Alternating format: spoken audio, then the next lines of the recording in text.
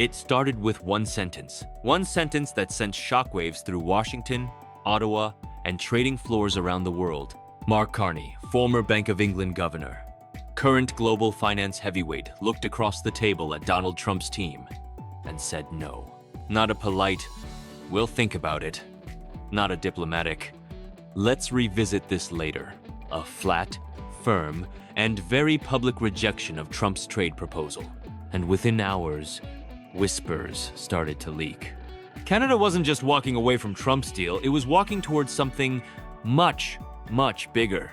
7 countries, $1 trillion, and an economic alliance that could completely redraw the trade map of the 21st century. But here's the thing. This wasn't supposed to happen. Just weeks earlier, US negotiators believed they had the upper hand. America's economy was strong. The White House was pushing aggressive tariffs and leverage tactics. And Trump himself was confident Canada couldn't resist the pressure. So what happened? Why did Carney, a man known for his calm, measured approach, make such a decisive, public break? And what exactly is this mysterious $1 trillion deal that suddenly has 7 nations ready to link arms with Canada and leave the US on the outside looking in? Let's rewind. To understand this moment, you need to know something about Mark Carney. He's not your typical political figure. He's not a career politician at all. Carney is a strategist, a man who spent years steering entire economies through financial crises. In the 2008 crash, he was credited with shielding Canada from the worst. In the years that followed, he built a reputation in London for pulling the UK through economic storms. So when Carney stepped into the role of special envoy for climate finance and later began advising Canada on major trade strategies, people paid attention. Because when he moves, it's rarely impulsive. It's calculated. Now, Trump's proposed deal was supposed to be a reset, a way to strengthen US-Canada trade, but with terms heavily tilted in America's favor. Washington sources described it as non-negotiable.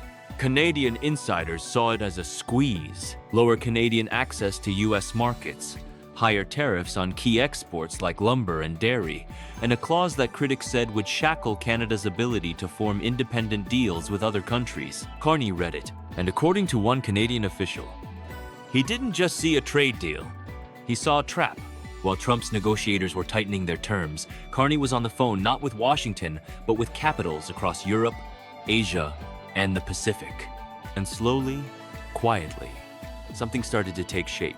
A coalition of nations, some longtime Canadian partners, some surprising new allies who were all looking for the same thing. A fresh trading bloc, one not dominated by a single superpower. Japan was in. Germany signaled interest. Australia joined the talks. Singapore, South Korea, the Netherlands, and even Chile reportedly sent envoys. Individually, each of these economies is strong. Together, they represent over 8 trillion in GDP. And more importantly, together they could offer Canada something Trump's deal couldn't: a vast network of open markets, advanced technologies, and investment capital, all without the restrictive strings. The working name for this? Project Maple Bridge. When the first outlines of Project Maple Bridge leaked, Washington brushed it off. One senior US trade official told reporters, "Canada is bluffing.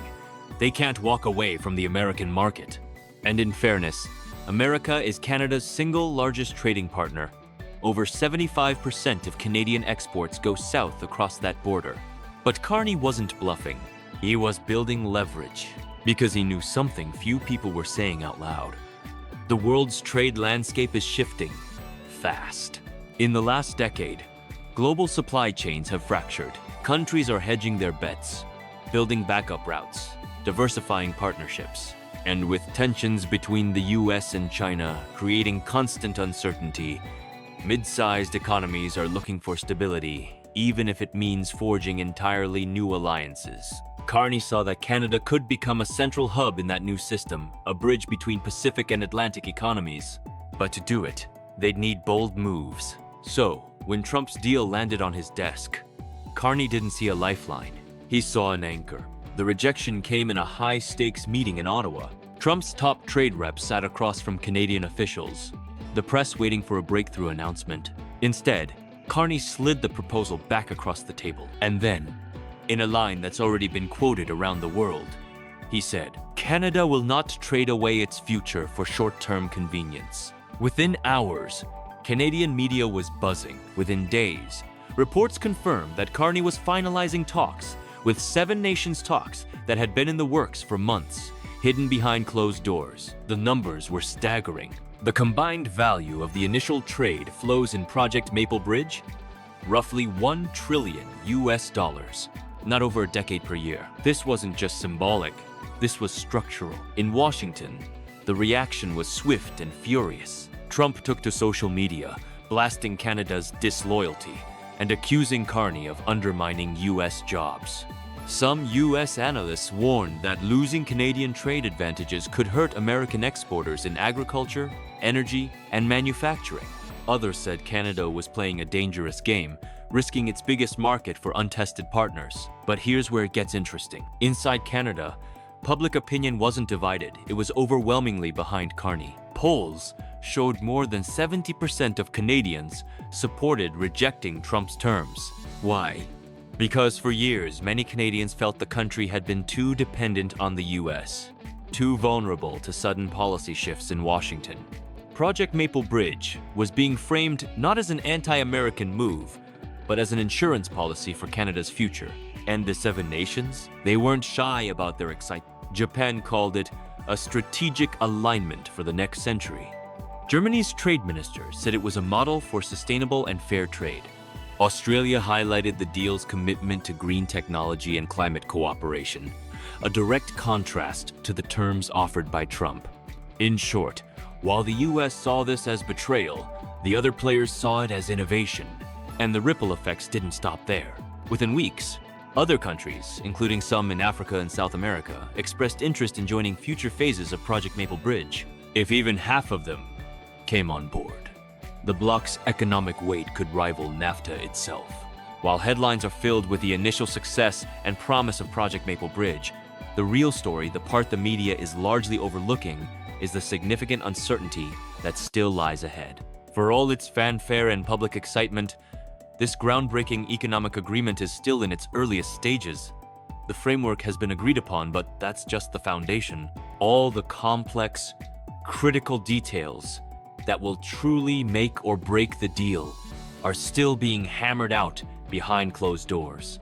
This includes the intricate legal text, the precise schedules for tariffs, and the highly sensitive mechanisms for resolving future disputes. These are not minor details.